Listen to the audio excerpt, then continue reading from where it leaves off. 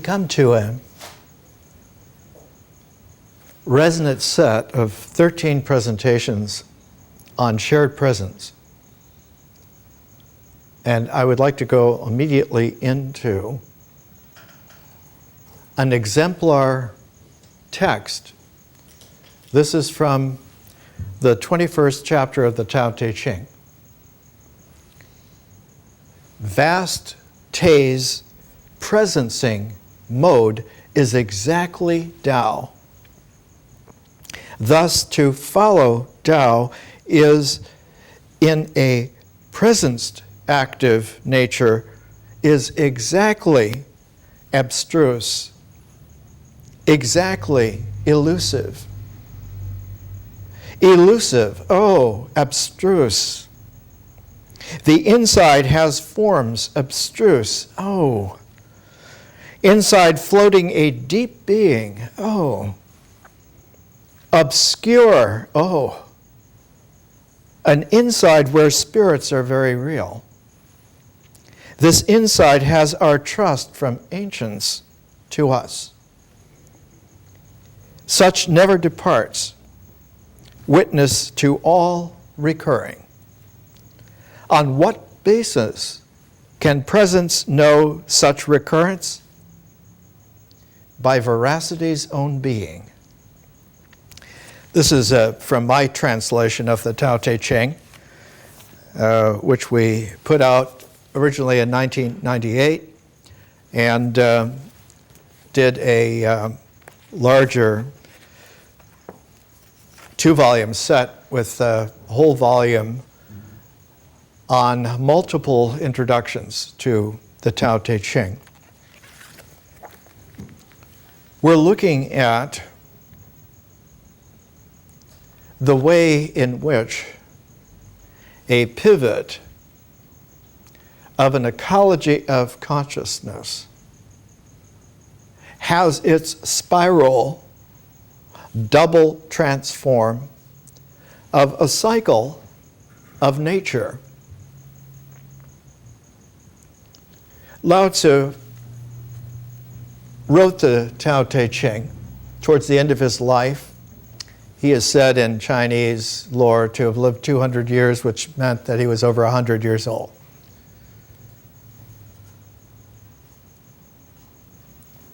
If he was born about 600 BC, it was about 500 BC.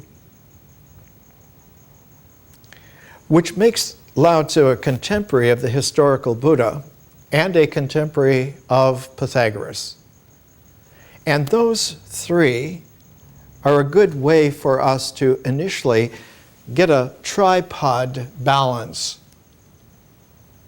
on shared presence, not as an idea exclusively, but in its ecology of conscious double transforms. Let's start with the historical Buddha.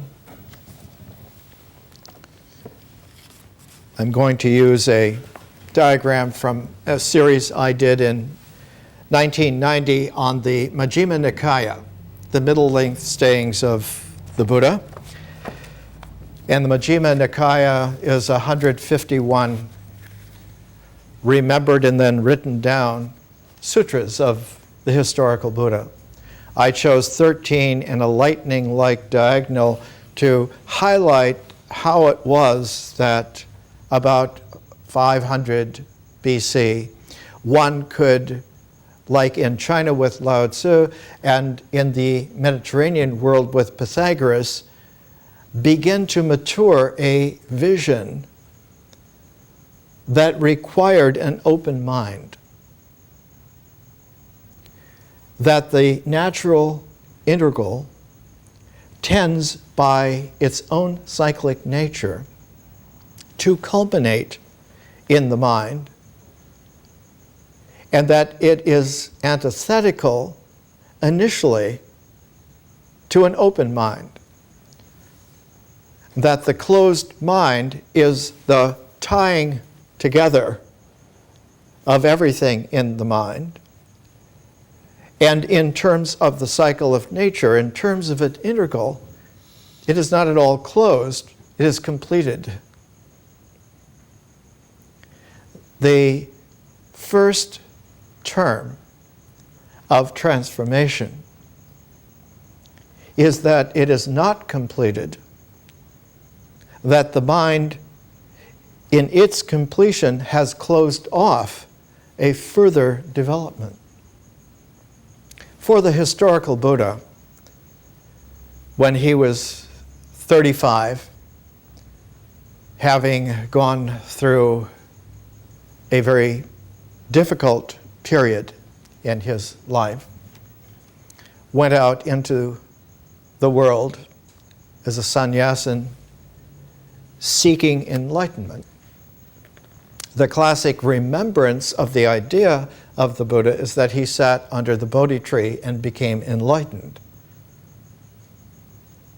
The actual pattern was that there were 4 trees, and they were arranged in such a way in the location that he was able to sit under each one of the 4 7 days.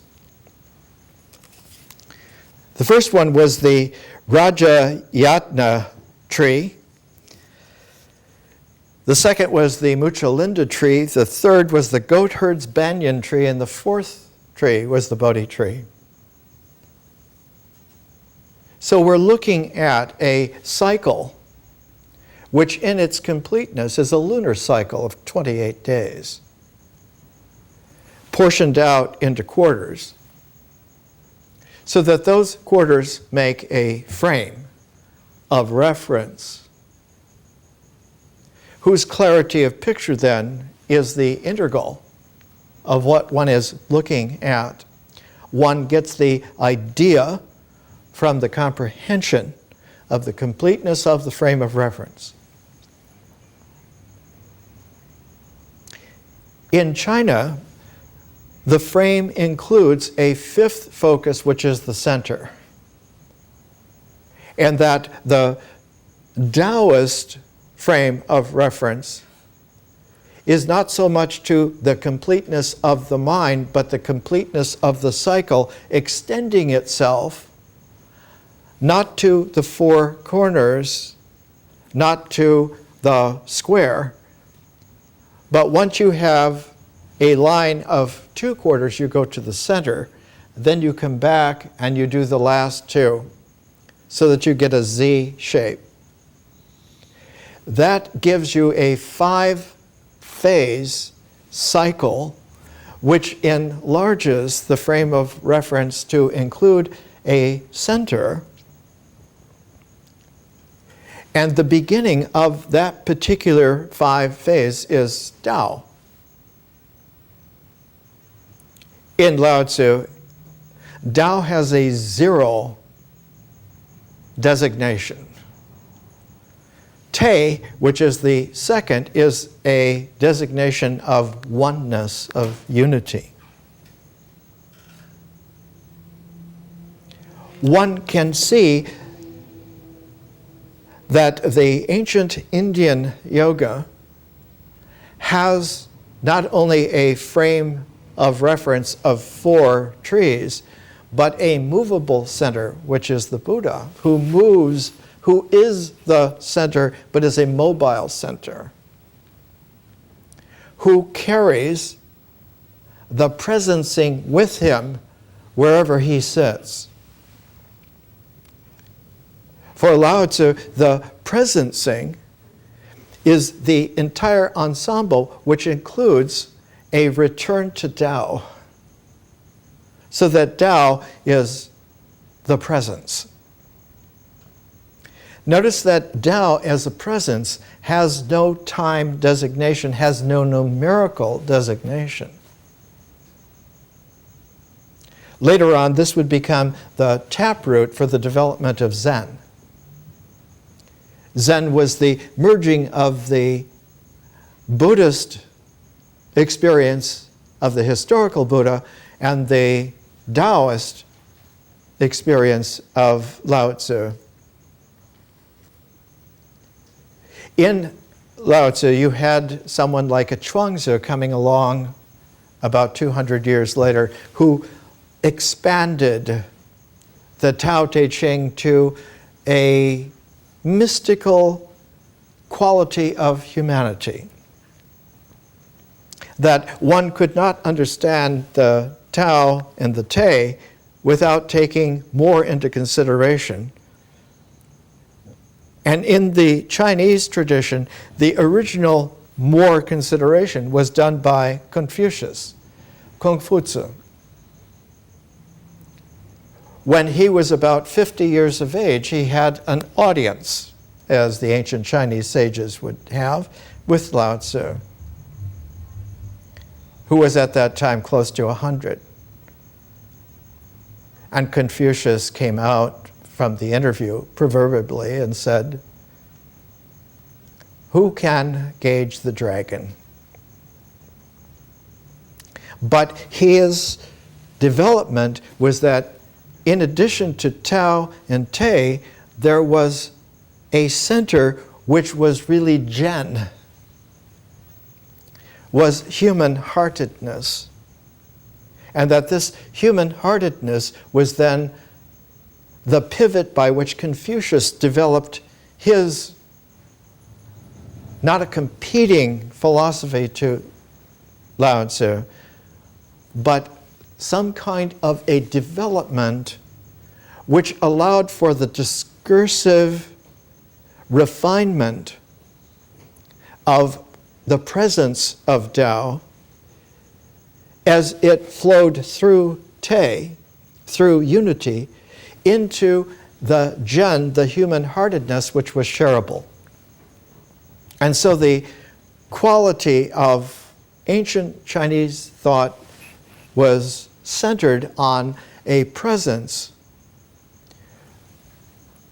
Though it is a zero, engenders unity spontaneously out of itself, and that the Zhen, the human-heartedness, though it is a third phase, actually gets a designation of 2 because it's shareable. It's the beginning of the way in which a dialogue can begin. And in the Confucian works, one runs across the recounting of conversations that Confucius would have with so-and-so. Master so-and-so came and observed such and so, and Confucius remarked. The shared presencing is a Zhen, it is a human-heartedness, it is a dialogue. And when one looks at the sutras of the Buddha, they are also dialogues. So and so comes to the historical Buddha, makes his obeisance, kneels, the left shoulder uncovered, and asks not a Buddha. The word in Sanskrit at that time was Tathagata. Tathata later on comes to mean suchness. Tatha by itself in Sanskrit means true, in the sense thus. And so one would translate into English Tatha as thus, so that the sutras begin, "Thus I have heard."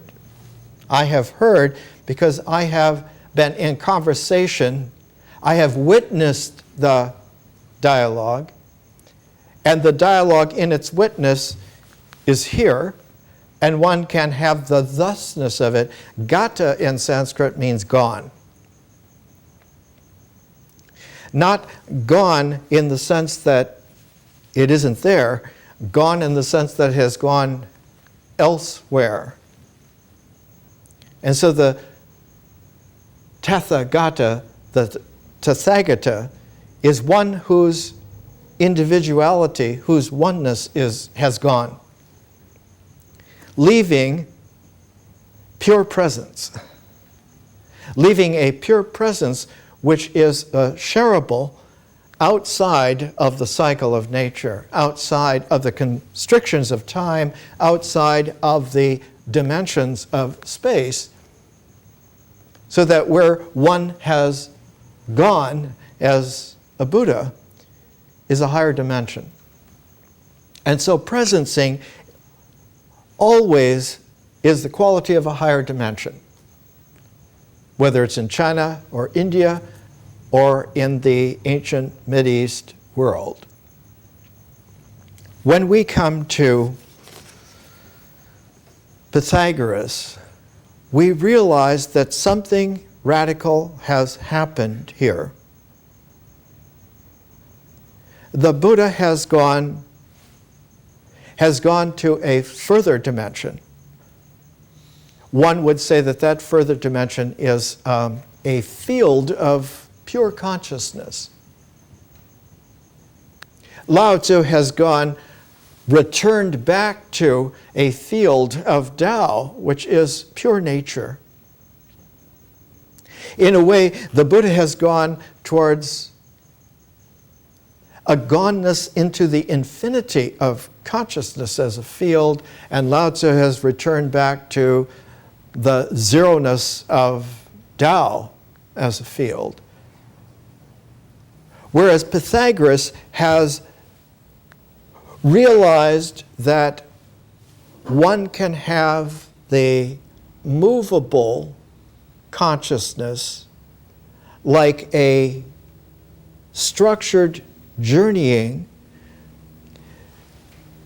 not just going to zero or going to infinity, but being able to calibrate in between, and that the calibration is taking unity in its ratioability, in its proportionality. And that if one recalibrates oneself, that there are resonant ratios that distribute in between zero and infinity, that distribute the oneness, but distribute it in the sense that it now comes out ratioable. If one can understand the numerical ratios of it, one can understand the proportions, and one can come to understand then the harmonic. And so Pythagoras is an interesting third with the historical Buddha and with the historical Lao Tzu. The historical Pythagoras gives us a way of understanding that yes, we can return to nature completely, and we can go into infinity perfectly, but we can also have a harmonic set of resonant proportions in between, so that this world, this life, can participate, and that the shared presence is a shared presence of an understanding which now has refined itself beyond nature, beyond its cycle. And all three bring out that a new quality, a new kind, a new dimension of form emerges. The spiritual person emerges. To go back for just a moment to Lao Tzu.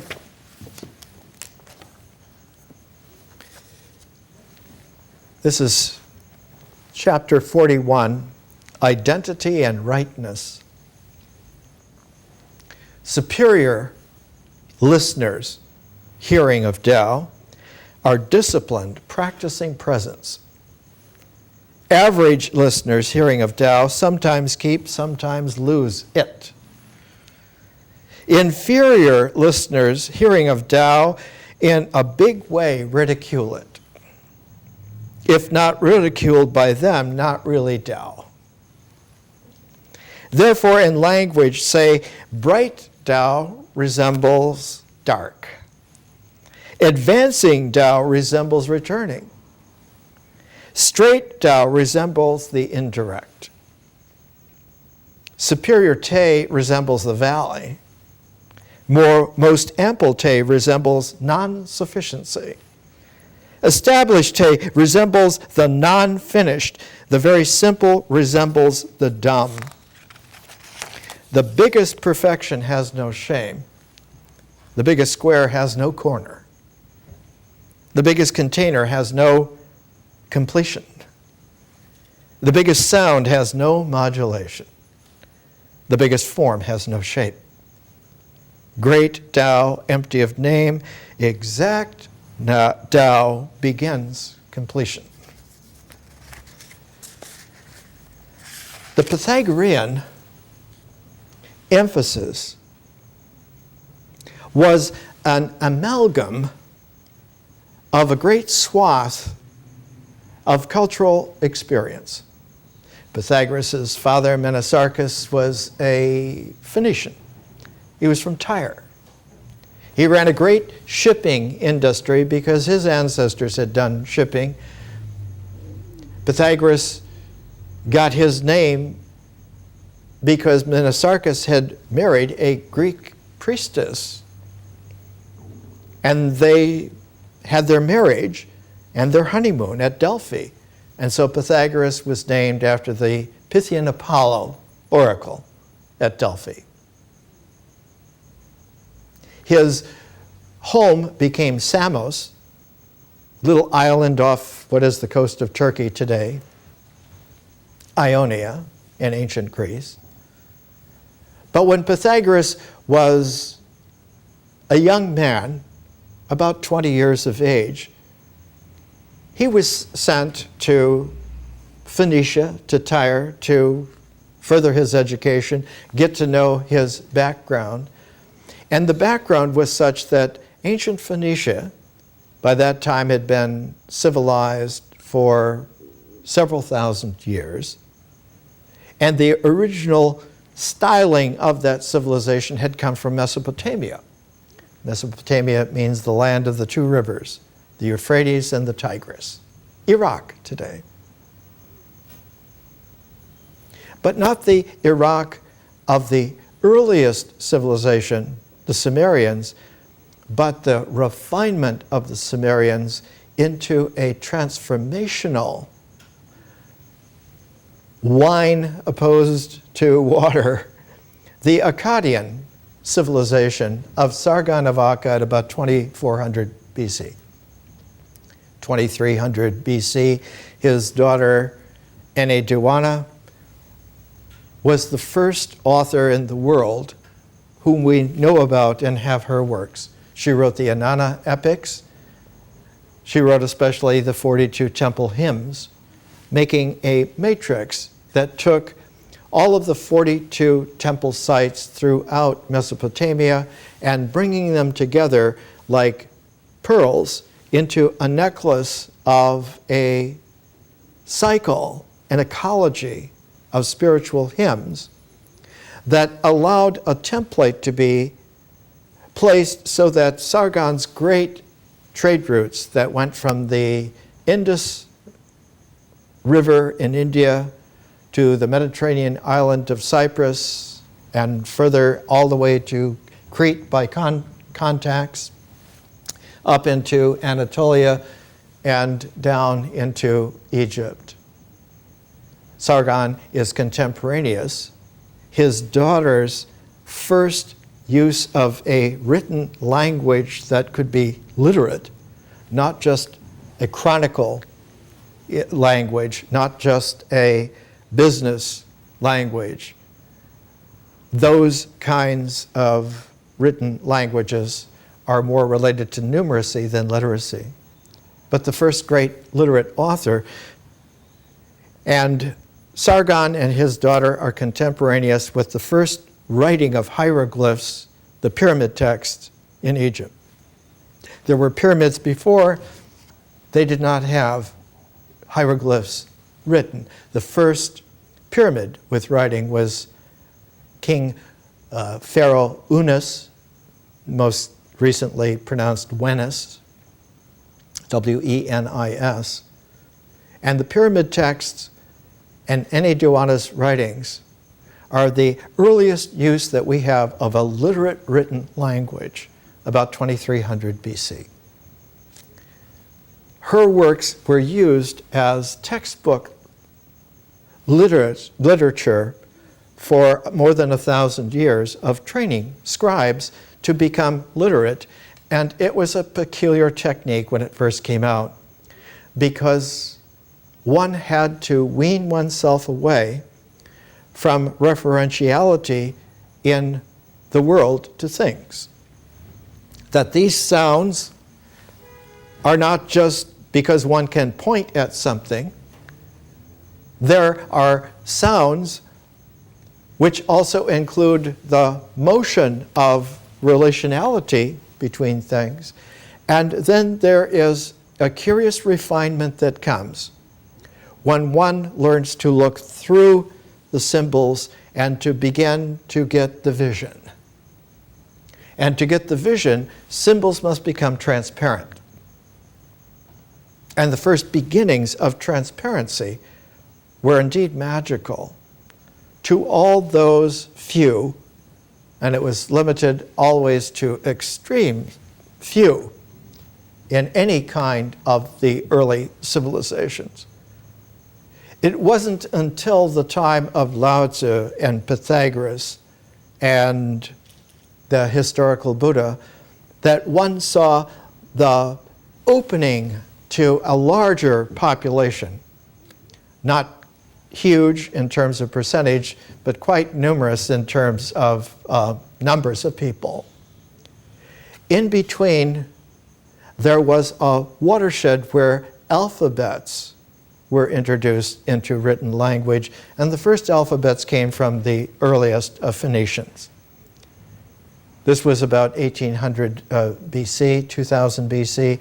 So Pythagoras, when he went to study, found that his insights through his traditions, through his learnings, went a 500-year giant step back and pointed to a future that would be balanced with it 500 years or so into the future. 500 years back from Pythagoras is the first written Greek masterpieces, those of Homer.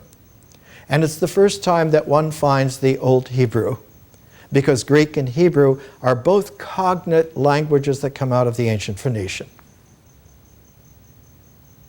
The creme of the written language in Hebrew is about the time of King David and Solomon, about 1000 BC. So that one has Homer and Solomon and David being contemporaries and both being related to the same kind of background that one had in Pythagoras. The sense of presencing by being able to make symbols transparent meant that there was now not just a very narrow path into presencing, but there were highways. The Buddha's sutras, sutra in Sanskrit means thread.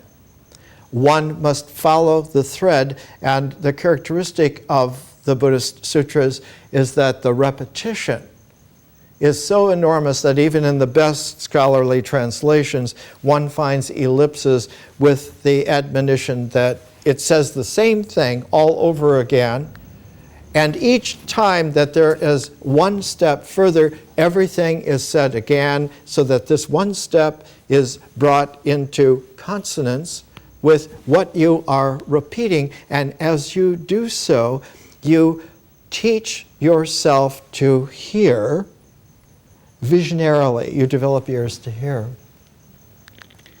Because it is the oral sound which gives the first sense of being able to presence by extending your natural cycle into a quintessential dimension of consciousness, which is not integral at all. Consciousness is differential. So that when consciousness comes into contact, when the field of consciousness as a differential comes into contact with the natural cycle, two different qualities of presencing occur at the same time they tune. One is that the field of nature now, as they used to say, becomes magical. It isn't just integral, but it begins to have possibilities that weren't there before. And the structure of the mind is that it becomes open. That the symbols, instead of completing something, realize that there is something that is perfecting beyond completion. So that one aims at developing the symbolic mind to be able to see further, see deeper. And one of the qualities that came out of the Pythagorean tradition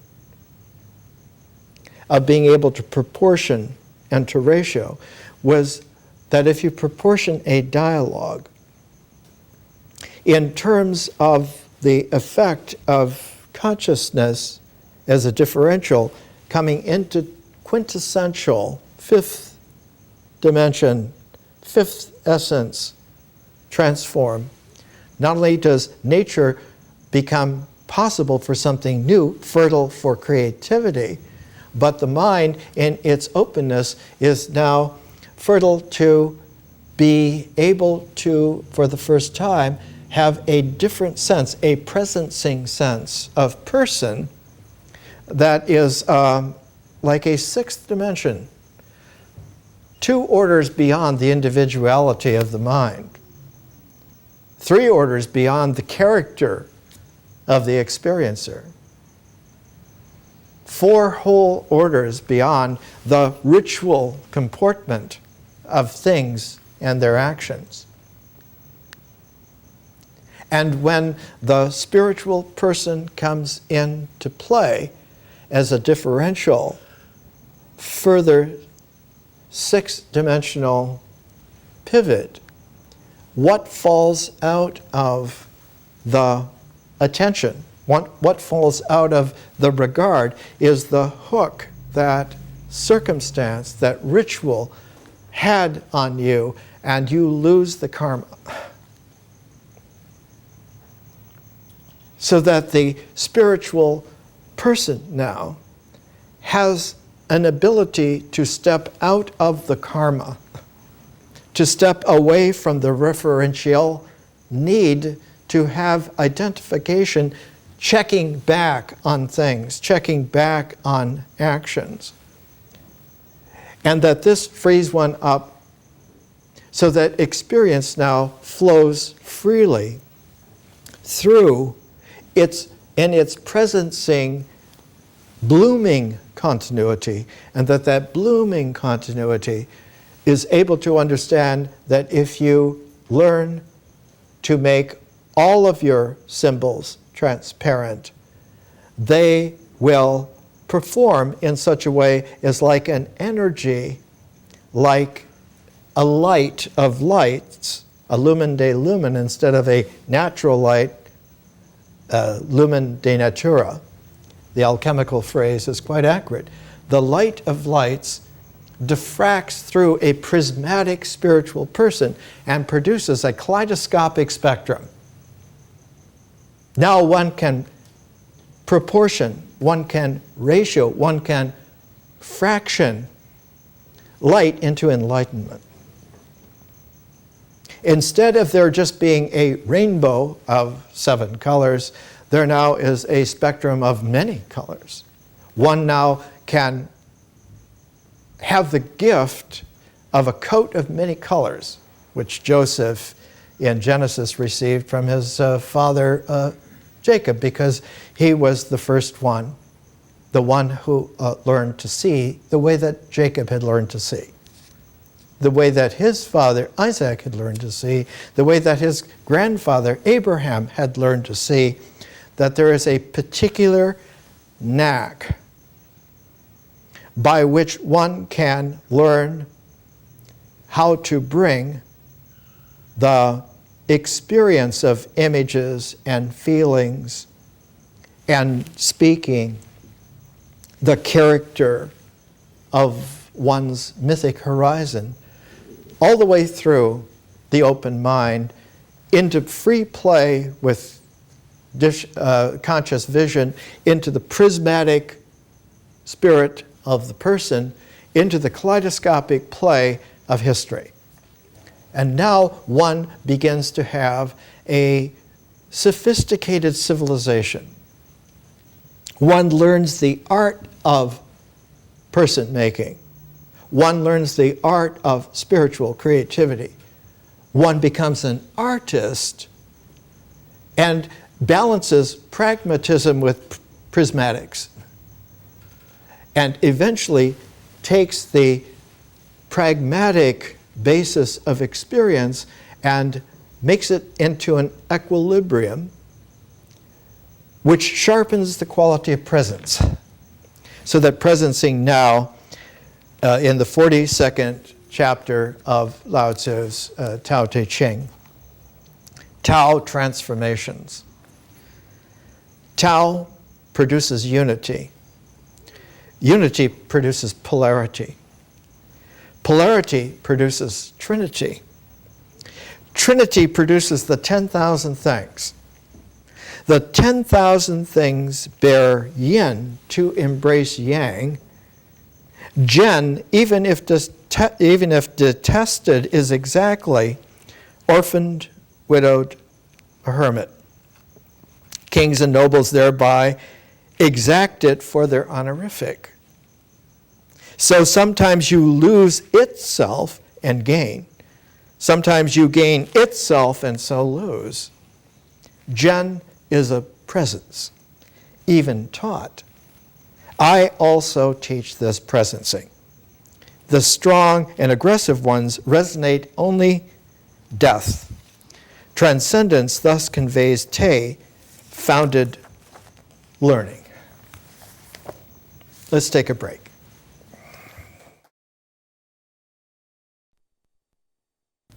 Let's come back and immediately hear Lao Tzu again in the Tao Te Ching, and then hear the historical Buddha in one of the Majjhima Nikaya, and then come back to Pythagoras. 3, positioning, making a tripod about 2,500 years ago, which is about midway back of the beginnings of what we would call higher civilization, which was about 3000 BC, 5,000 years ago. 5,000 years ago was the beginnings of dynastic Egypt, was the achievement of a stability in ancient Sumer, was about the time of the Mahabharata, the great Indian War, fought at the battlefield Kurukshetra, about 50 miles north of where Delhi is today. And in China, it was the beginnings of the I Ching with Fuxi and Yu Gua, with the Bagua, the trigrams, all at the very same time. That was 5,000 years ago. Midway back is Pythagoras, the historical Buddha, and Lao Tzu. And we're looking so that presentation 2 next week, we can bring the 3 of them forward to about 2,000 years ago and see a tremendous distillation, the second transform. The first transform is the water becomes wine, a fermentation. The second is that the wine becomes a cognac or a champagne. So that you have now moved 1, 2, 3. You've moved from an electron to a muon to a tau particle. Because this triad, this 3-level parfait of energy is characteristic of the actual scientific cosmos. The wisdom traditions have always been accurate in terms of the cosmos. Here is Lao Tzu, the 51st chapter, and be aware that the Tao Te Ching originally had no chapters. It was 5,500 Chinese characters without any punctuation, so that it was what we would call a cascade. You had to be able to hear, to be able to read through, to be able to make your own punctuation, your own phrasing. Here's how it is in my translation. The titles of the chapters were put in later on by Ho Shen Kung, about 700 years later. This is nursing Te. Tao, livingly presenced as Te, nourishes presence, real form itself. Energy completes presence. Even the 10,000 things are unified. Not honor Tao without esteeming Te. Tao presenced honors Te's presence. In esteem, however, unified presence commands, but always as Zhu Zhen. It's the phrase for self-so, not identity, but on pivotal thusness. Thus, Tao's living existence as Te nourishes presence, raises presencing, nourishes the present, completes presence. The presenced instead of present. Matures presences, resembles presencing, protects presence. Living but not to possess. Making but not to claim. Raising but not to rule. This is called profound Te. And from the historical Buddha, about the same time, the Majjhima Nikaya is divided into 3 sets of 50 discourses. Again, the energy levels. This is the final 50 discourses. The first division, the 9th discourse, it's called the Greater Discourse at Full Moon Time. The Maha Punya Nama Sutra. Thus have I heard. At one time, the Lord was staying at Savatthi in the palace of Megara's mother in the eastern monastery. Now at that time, the Lord was sitting down in the open air on the night of the full moon, observant, the 15th lunar month night, surrounded fully by the order of monks, the Sangha. A certain monk, the elder of called Go-Forced Dwellers, rising from his seat, arranging his upper robe over one shoulder, having saluted the Lord with joined palms, spoke thus, I, Reverend Sir, would ask the Lord about a particular matter if the Lord grants the opportunity. Well, then, monk, you, having sat down on your seat, ask what you desire. Having sat on his own seat, he spoke, Are there not, Reverend Sir, the 5 groups of grasping? That is to say, the group of grasping after material shape, grasping after feeling, grasping after perception, grasping after habitual tendencies, of grasping after consciousness. And then it repeats. And eventually the historical Buddha, through the repetitions of restating exactly what has been stated, goes the step further. The question refines itself to this next step. What, Reverend Sir, is the root of these 5 groups of grasping? These 5 groups of grasping, monk, have desire for root. We are accustomed, loving life and enjoying the world, participating in the natural cycle.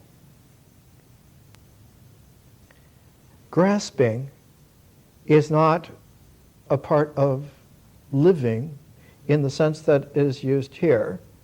The Sanskrit word for it in Buddhism is a klesa. It's a canker. It's an impurity.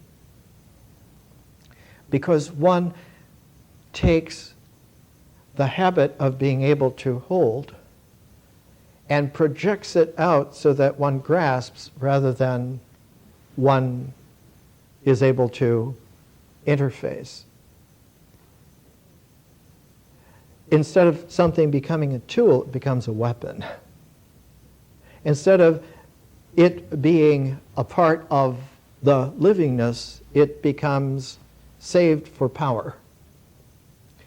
Instead of the extension of the hand as a sign of greeting, it's a sign of warning.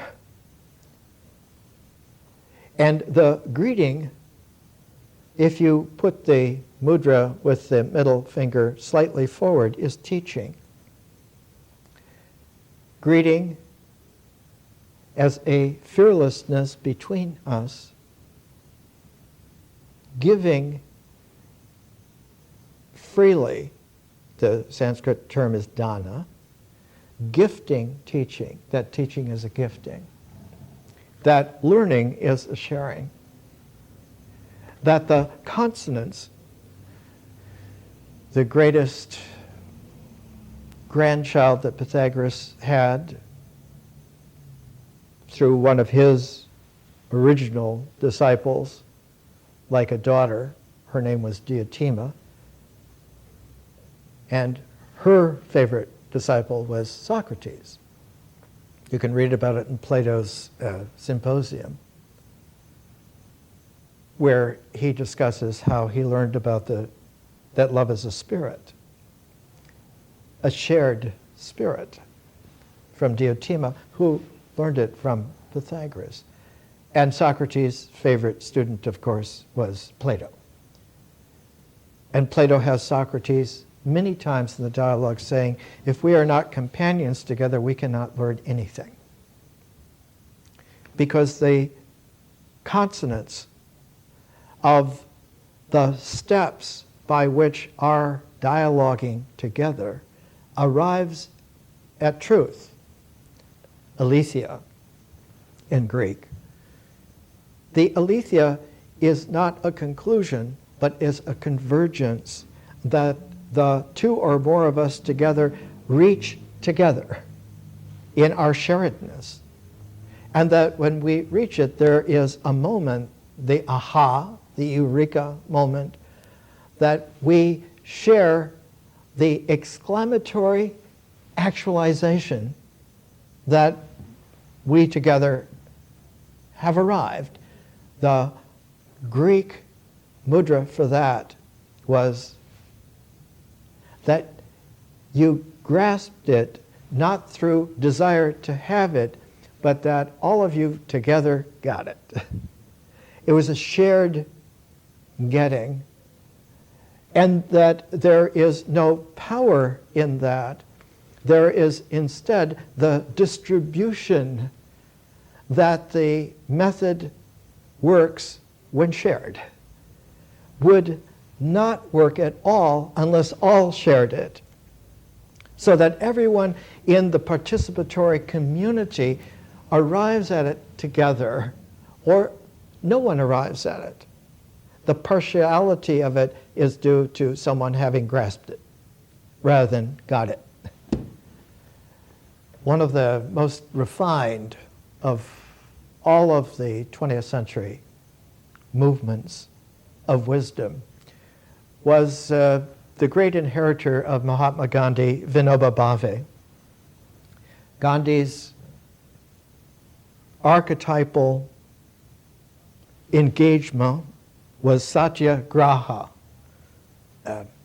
Sat means to sit, graha is to get by being.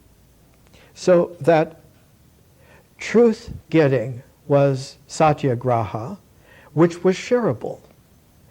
Vinoba refined that by a distillation to sarvodaya. Sarvodaya means of service to all.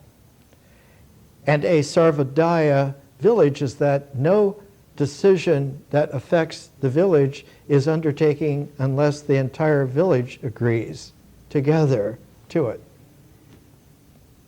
Vinoba's great Sarvodaya movement began in 1951 in southern India. He was coming into an area where two brothers were wealthy and controlled the whole countryside. And people were starving because the brothers were fighting. They were not getting along.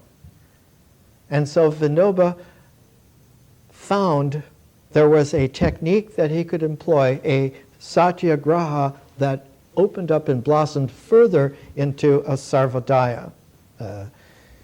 He was on what was called in India the walking yoga as a yajna.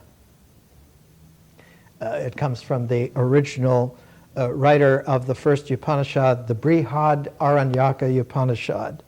Brihad Aranyaka means the great forest breath teaching. And the author was Yajnavalkya. And so a yajna is being able to take a walking through to discover.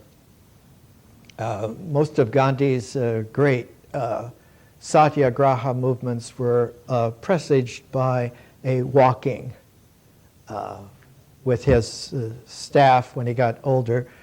When Vinoba came into the village at the center of these two brothers, he sat them both down. They would not look at each other. So he said to the one, I want you to adopt me as one of your sons. And said to the other, I want you to adopt me also as one of your sons. Which they agreed to do because he was a very advanced yogi, quite famous by that time. He had come to Gandhi when he was about 19 years old in the late 1920s. And Gandhi said, you're a giant. You're Bhima from the Mahabharata. But you need to position yourself and I will call you. I want you to go to the center of India, wherever you find that center of India, and I want you to stay there until I call you. And the pivotal geographical center of India is out in the mid-deserts. The place is called Wardha. And Vinoba sat there for 20 years, waiting to be called. And in the meantime, because he was a universal genius, he began learning all the languages of the world. He learned all the European languages, he learned Arabic, he learned all the Chinese, Japanese, all the languages of the world, and read their scriptures, and became very famous. And when, in 1940, in the Second World War, Gandhi wanted to have a satyagrahi to alert everyone that this was not about a war effort, this was about a spiritual realization of truth about man. He called Vinoba Bhave, who appeared on the scene. As soon as he appeared, the British authorities arrested him and put him in prison until the end of World War II. And just as he was coming out, Gandhi was assassinated, so he went back to Wardha and could not come up with anything except going on a yajna. So he said to the two brothers that he had come to, he said, now that you have both adopted me, I want you to give me my inheritance now, but not to me, to be put in a trust for the village. Because everyone in the village, I feel, is a part of the way in which I am. A spectrum of the prismatic person whose spirit you have come to appreciate and to adopt. And so he used that technique, and today in India, more than 100 million people live under Sarvodaya. Almost all of Bihar state, the ancient province and home of the Buddha. One of the interesting little things is that they developed a system of banking where the pooling of the money was to make small loans available. And even in the United States now, there are Sarvodaya banks. You don't borrow a great deal, enough to get started in a business, enough to get yourself going, and the payback rate is 99.9%. No one has ever lost a cent, really.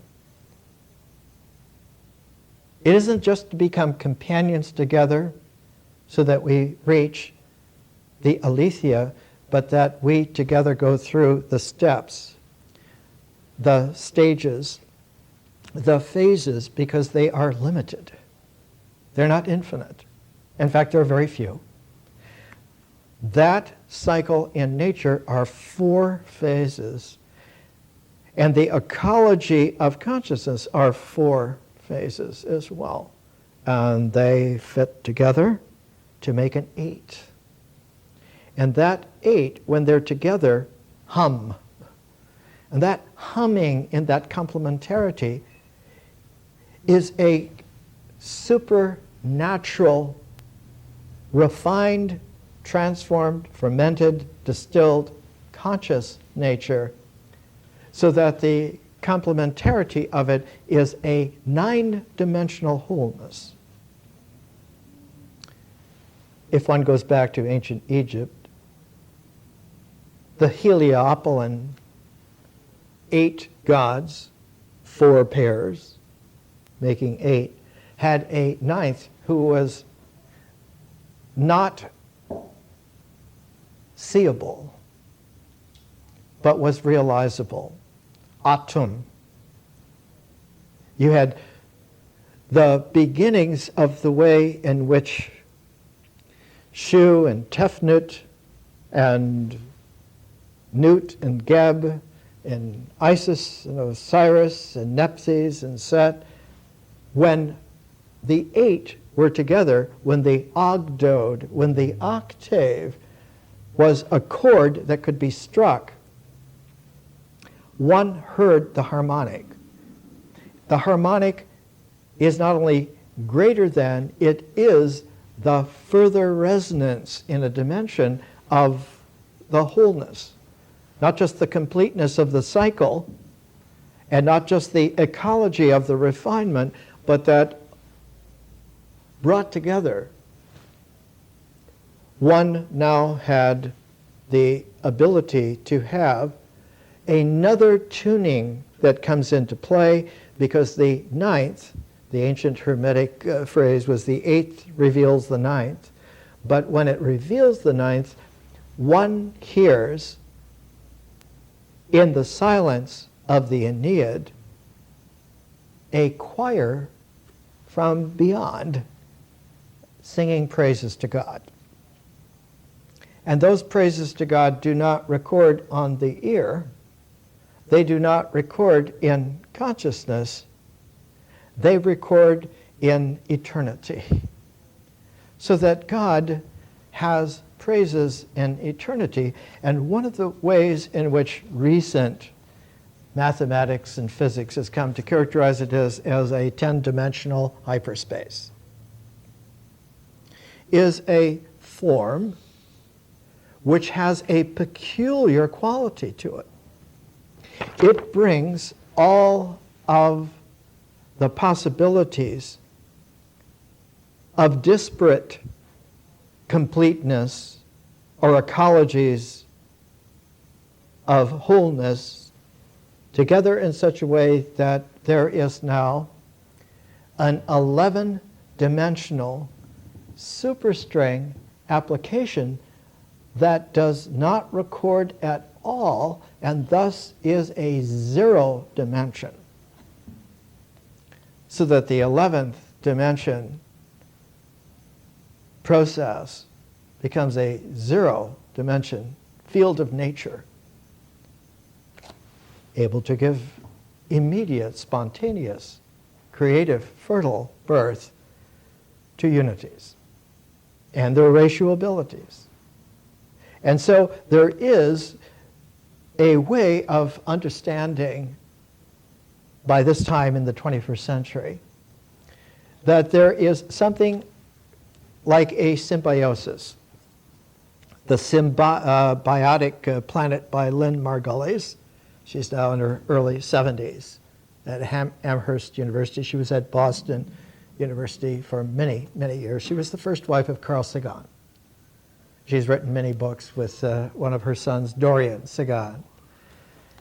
The quality of a symbiogenesis, unlike a parental sexual genesis. A sexual genesis will always go to the qualities of the parenting, whereas a parasexuality of a symbiotic genesis goes to the earliest primordial matrix out of which originally everything came. One goes back to, for instance, on this planet, one goes back to the bacterial beginnings of biotic life about 3.5 billion years ago. Interstellar gases have all of the constituents, the molecules, for organic life. It's not dependent on coming out of an ocean, of a planet like this one. It is a characteristic not only of the universe, but of the spectrumed cosmos, which has its dimensionality from an 11-dimensional eternity that does not record exactly, which is why it is fertile for everything. We're going to take a look in this presentation at the way in which a shared presence is not only the common theme, the common thread through a natural cycle of four, but continues in its all possible worlds, blossoming through an ecology of four more dimensions, and comes together to a wholeness of a 9-dimensional process that allows for a 10-dimensional eternity to actually occur. And we will see that all languages have a hidden kind of a base, so that the motion in the natural integral is that it will become discursively coded, stylized, so that one now has a way of a rhetorical completing of expression of language that can be transformed into a poetic. And that can be distilled into an analytic. One moves by interesting qualities which seem to always end in a Y. One comes into an infinity, one comes into beauty, one comes into history, one comes into reality, one comes into complementarity, one comes into a mystery, and one emerges in an eternity. Just a little background. One of the earliest developments here that I founded in Los Angeles was bringing Karma Tinley Rinpoche from Canada, from Toronto. I had taught for 5 years in Calgary. Brought him to Los Angeles to teach not only what a lineage of lamas would be, but the highest, most powerful lama lineage, even more revered than the Dalai Lama, are the Karmapas. But at the same time, to teach the way in which the Tibetan language was made not to be rhetorical in world-referent identifications, but to be a spiritual prism language. It was never a village language. Tibetan was always made to express, in the Vajrayana, as we will see, a distillation of the fermentation of the Mahayana, which was itself a transformation of the original way of the elders, the Theravada. The Theravada had a thread-like lifeline that one could follow the method through to the vanishing of the graspings, to the evaporating of the klesas, to what the Buddha said, whatever has to be set up has been set up, and whatever has to be set down has been set down. That differential field of infinity, of pure consciousness, has no longer identifications or identity. Individuality does not occur in such a complete, perfected way that it can be appreciated in retrospect that it never occurred in the first place. One of the great psychologists in Paris in the 30s was Dr. Hubert Benoit, who was, among others, the psychiatrist for Aldous Huxley. He wrote 3 classic books, one a dialogue on love, but his first book was called Letting Go. And the very first paragraph of Letting Go, he also wrote a volume called The Supreme Doctrine. The early paperback edition of it had a foreword by a young Alan Watts. In Letting Go, Dr. Benoit says, the problem is that there was no problem in the first place. That this takes an appreciative endeavor to disclose, but it can only be disclosed in sharing. You cannot selfishly do it alone. A Buddha is able to convey it because that Buddha has previous Buddhas who participate in the enabling for that historical Buddha to do this.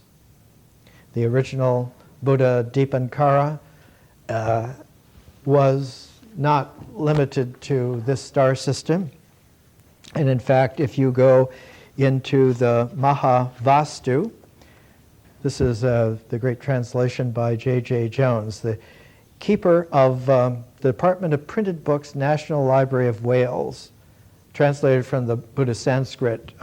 Great Russell Street in London is where the British Museum was, 1949. In the Mahavastu, right away at the very beginning, one finds the ability, homage to the glorious mighty Buddha and to all the Buddhas past, future, and present. Not only the Buddhas in the past and this Buddha, but all the Buddhas in the future as well, so that the past and the future are not disparate. They do not meet at a present other than the continuity of it. And because the continuity has an equilibrium, the equilibrium is the horizon of the pivot at its actual stillness. One of the earliest symbols of this was the plumb bob. In the origins of Chinese civilization, Fuxi holds a carpenter's square, the L with the little diagonal, so that you get a Pythagorean triangle at the corner of it. And his companion, Nu Gua, she holds a plumb bob. If you hold a plumb bob actually perfectly still, after a while, it will be seen to sway, not because the hand is swaying, but because the motion of the earth is making it into a pendulum. And that if you arrange, as a Frenchman Foucault did, little pegs in a circle, that pendulum will mark the time exactly because of the motion of the earth, because not only is the earth spinning, the whole star system is rotating. And not only that, the entire cluster of stars of billions is an arm of a spiral galactic structure that is whirling, is a part of families of galactic structures which are whirling, and there can be 50 billion galaxies dancing together like super Sufis in the cosmos. In the Mahavastu, there are journeys right away. Many times did Moggallana visit hell and heard the cries. There are visits to ghost worlds. There are visits to all other worlds. And the whole beginning of the Mahavastu is about visiting other worlds, worlds without end, who all hear whenever a Buddha teaches anywhere. The resonance of that speaking distributes itself evenly through the wisdom of the spirits. Not only Karma Tinley, that I brought here in 1975, but about the same time I met Kai Di. I was teaching a course on consciousness at UCLA, and across the hall was Kai Di teaching on the I Ching. And next to me was teaching Dr. Stephan Heller of the Gnostic Society, who at the time had just gotten through a marriage, and his wife had been a photographer, and she took this photograph of Manly Hall, who I taught alongside for almost 12 years. He is looking at the photographer, at Dr. Heller's wife, as she is backing away from him, and she is tripping and falling backwards. But he is admiring with his great humanity that she, as an artist, is keeping the camera shot even, and as she falls, she holds the camera right, and he's appreciating her artistry in that moment.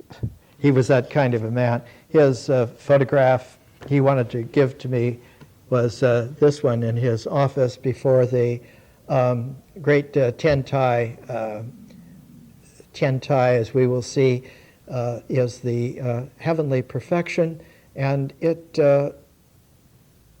has its roots in the teachings of Jesus and Mary Magdalene in Alexandria. The photograph here on this portrait of Manly Hall, this was presented to me by the Masons at Manly's funeral ceremony in the great Masonic temple that's now closed near the Wilshire Ebell. And they were kind enough to frame the photograph of him in the same. Next to him is the great esoteric cross. And we will talk in this series about the incredible resonance through not only this planet and this star system, but other star systems as well. And that this resonance is able to be appreciated in such a way that there is a shared presence, not only with those companions who are here, but with those companions who choose to resonantly cluster and be there. In this room, I gave a series in 1994, which was published as Our New Aeon in 2001. At that time, I was just completing a differential consciousness 2-year cycle. This is the new millennial cycle, 2000-2001, and was delivered here in this room. And I will talk about the way in which after 42 years, the cycle was finally called the Learning Civilization. And in 2006 and 07, the final refinement of it was offered. And since then, these 2 years after that have been the development of the 4 themes of Our New Aeon. The most interesting theme is that of shared presence. Shared presence has such an indelible quality that you will be able to have heard and to be able to see into and through, so that when we come to such documents as the Tibetan Book of the Dead, the Bardo Thodol, you will recognize why it is in this great cosmic tradition accurately. It has nothing to do with superstition. It has everything to do with shared presence resonance. More next week.